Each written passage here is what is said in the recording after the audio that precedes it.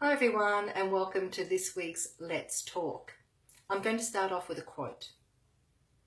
If you don't heal from what has hurt you, you'll end up bleeding on people who didn't cut you.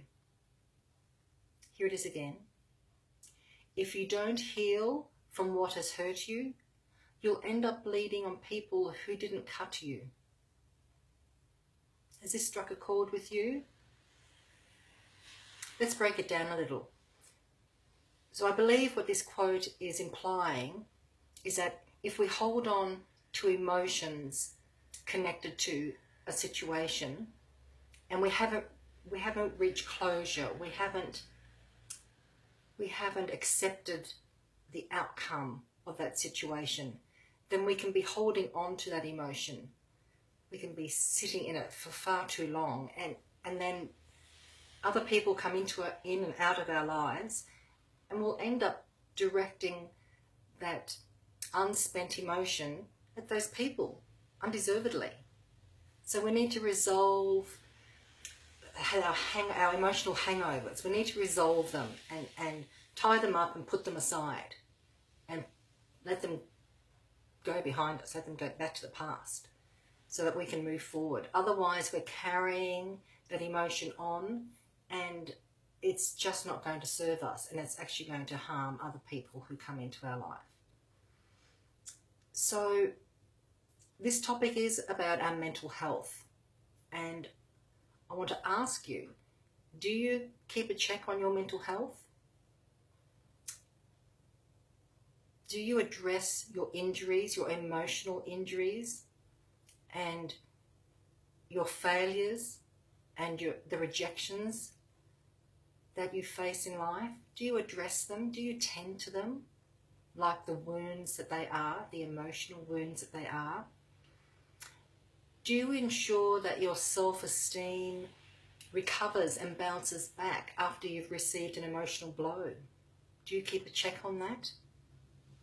Or do you have old wounds sitting back there that haven't been tended to and nurtured and healed so that you can move on? What about negative self-talk? That's a big one for a lot of people. Are you aware of the ways negative self-talk can impact your strength of character and your resilience? Are you aware of that? That perhaps it's chipping away at your emotional self-esteem on a daily basis? Our mental health is so important, and this leads me to ask you about your emotional hygiene. How is your emotional hygiene? I'm sure you've heard of dental hygiene, where we brush and floss our teeth every day.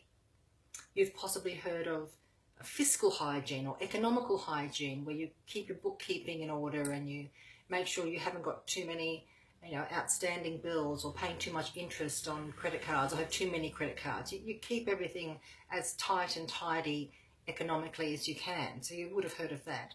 And I'm sure you've heard of your physical hygiene, where you're keeping yourself clean, your body clean, you're tending to any physical wounds that you may have sustained or any injuries. So there's all those types of hygiene, but perhaps you haven't heard of your emotional hygiene, and it's no less important than the others. Ancient Greek doctors believed that different organs in our body controlled certain moods. So they believed that happiness came from the heart. And if your heart was wounded, it couldn't give happiness or receive happiness. And they believed that anger came from the liver. So an unhealthy liver stored anger there. So they would treat the liver to help their patient with their anger management. And the kidneys, they believed that fear came from our kidneys. So the ancient Greek doctors believed that we had to treat and heal our emotional health as well as our physical health to enjoy a healthy body and life. So how about you? How's your emotional health and your emotional hygiene. Are you holding on to an emotion that just isn't serving you? Perhaps there's no room in your heart for the anger or the resentment that you're holding on to from a past situation or a past relationship. Do you need to, sweep out that corner of your heart and let it go for your own sake, for your own emotional hygiene? Are you replaying some words, hurtful comments that have been thrown at you, perhaps in your childhood, perhaps in the schoolyard, perhaps at your workplace, perhaps from your partner from yesterday? Are you replaying that over and over? And it's just breaking you down. It's emotionally not doing you any good. It needs to go. It's not emotionally hygienic to hold on to those emotions and those sentiments and those memories and those feelings that aren't serving your higher well-being. So yeah, think about it like it's a room in your body where all of your emotions are kept. Perhaps it's time for you to go through those drawers and those corners of that room and just kick out some of them, sweep out, wipe down,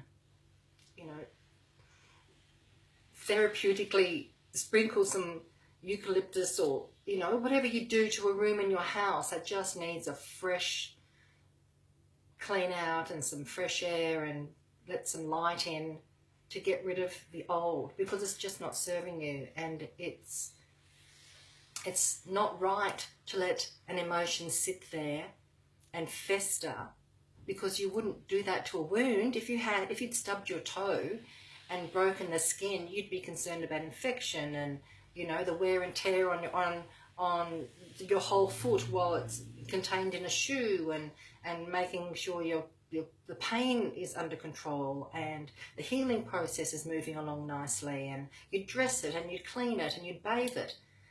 Why wouldn't you do that for your own heart if there's an emotion in there that has wounded it? So your emotional hygiene is something that perhaps you weren't really aware of, and you weren't aware of the little pieces of the past that have set up house in that room of your heart. And perhaps now is a good time to just go through and see what doesn't belong, what isn't serving you any longer. Because if we don't, we may end up bleeding on people who really didn't cut us in the first place. Let me know how you go. I look forward to speaking with you next week, and until then, please look after you. Bye.